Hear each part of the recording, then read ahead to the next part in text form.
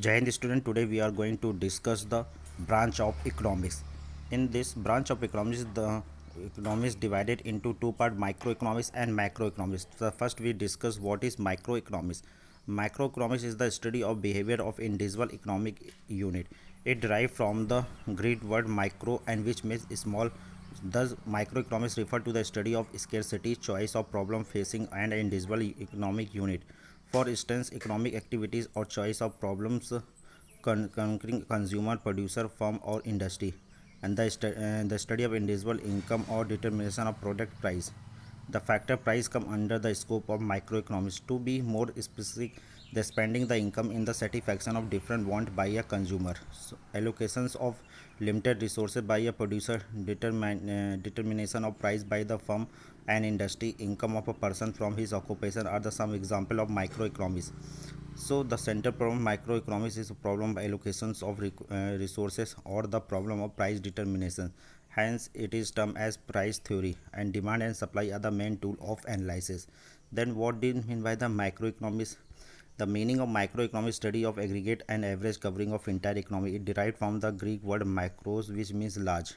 For instance, total amount, national income, national output, total investment, total consumption, total saving, aggregate supply, aggregate demand, general price level, wages level, cost structure, inflation, unemployment, balance of payment, exchange rate, monetary and fiscal policy, etc. come under the scope of macroeconomics. In other words, it is aggregative economics which examine the interrelations among various aggregate, their determination, causes of fluctuation in them. So, macroeconomics concerned with the behavior of the economy as a whole is known as theory of income and employment.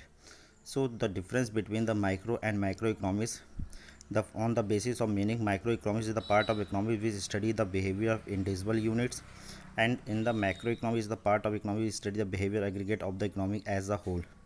Tools: demand and supply are the main tool of microeconomics, and macro aggregate demand aggregate supply is the main tool of macroeconomics. Objective: it aims to determine the price of commodity for factor of productions. It aims to determine income and employment level of economy. Aggregation: it involves a limited degree of aggregations, or in involve highest degree of aggregations. Assumption: it assumption all the micro variable to be constant like national income, consumption, saving, etc. It assumed that all the micro value to be constant like the price of individual product. And other name of the microeconomics is price theory. It is also known as income and employment theory. The example: individual income, price of output product, individual output. In the microeconomics, national income, general price level, or national output. Then what is positive and normative economy? Positive is a statement, those statements which concerned with the what is, what was, and what will be. Under the given statement, sometimes these statements do not pass any value judgment. This acknowledge fact about the universe in which we allow. According to Robinson, economy is not concerned with moral and ethical questions. Economists should be analyzed on the things they have the no right to give judgment. These statements are objective in nature, but cause effect on the determining. So it is impossible to lift the mountain. India overpopulated. If the price product increase, the demand is also for the product fall. Then what is normative? Are those systems which are about the what should be. They depend on value judgment of what is good and what is bad. The statement cannot be empirically tested. They are involved value judgment. So normative economics is also called policy economics. According to Professor Malta, deal with how the world ought to be. Example: it too hot today, we should take a picture from the blue sky, we should lower the price of the home. So normative can deal with what would be or how economic problems should be solved.